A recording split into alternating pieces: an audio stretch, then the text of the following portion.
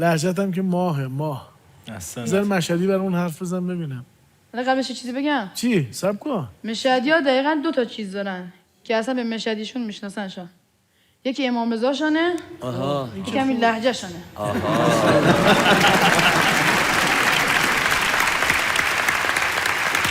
چه مشهده. یکی هم اعتماد به نفسشون. آره خب به قیافش چی میخوره حاج احمد؟ بهت میاد که درست هم خوب باشه. الحمدلله. خب مثلا هر وقت که من مادرم از اون ور خانه نگاه می‌کنه میگه حامد جان چیکار می‌کنی درساتو می‌خوانی؟ بعد من با خودم میگم خب حقیقتا اینی که بلدم. این هم که مهم نیست. آفرین. این هم طولانیه. آفرین. این هم که یاد دارم. اوی هم انشالله نمیه.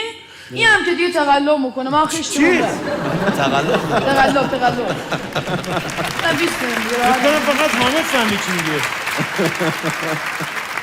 خلاصش چی بود؟ بعضیشو نفهمیدیم چی. یه بار دیگه بگو.